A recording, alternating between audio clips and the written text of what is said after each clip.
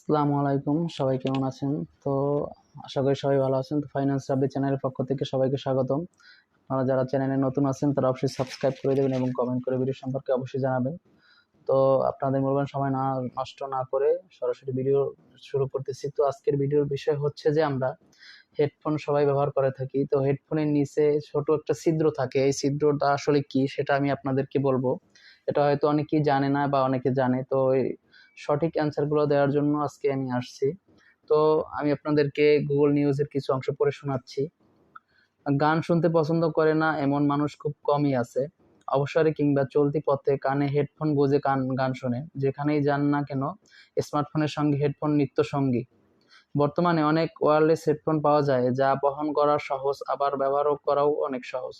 তবে হেডফোন ব্যবহার করতে গিয়ে এর গায়ে ছোট ছোট ছিদ্র খেয়াল করেছেন নিশ্চয়ই। অনেক সময় মনে প্রশ্ন এসেছে এগুলো আসলে কেন দেওয়া হয়েছে, এর কাজই বা কি? ইয়ারফোন বা হেডফোনের পিছনের দিকে একটি ছোট ছিদ্র থাকে। আসলে ইয়ারফোন ব্যবহারের ফলে কানের ভেতরে বায়ুর চাপ তৈরি হয়। সেই চাপ কমানোর জন্যই এই ছোট ছিদ্রটি দেওয়া হয়। এছাড়াও স্পিকারগুলো যাতে আরো ভালোভাবে কাজ করতে পারে সেজন্য এটি কাজ করে। যে হেডফোনে এই ছিদ্র থাকে না সেটি ব্যবহার করলে কানে ব্যথা হওয়ার সম্ভাবনা থাকে। তো এটাই হচ্ছে আজকে নিউজ। খুব শর্টকাট করে আসলে আমি শেষ করে দিলাম। আমি আসলে ভিডিওটা গড়িয়ে পেঁচিয়ে দীর্ঘ করতে পারতাম। তো এই ছোট ছোট কিছু টেক নিউজ দেওয়ার জন্য আমি আজকে কয়েকটা ভিডিও তৈরি করতেছি। আপনারা অবশ্যই পাশে থাকবেন। আপনাদের ভিডিও ভালো লাগলে বা এই জাতীয় কিছু জানতে চাইলে অবশ্যই কমেন্ট করে জানাবেন। আর ভিডিওটি ভালো লাগলে অবশ্যই সাবস্ক্রাইব করে দিবেন চ্যানেলে।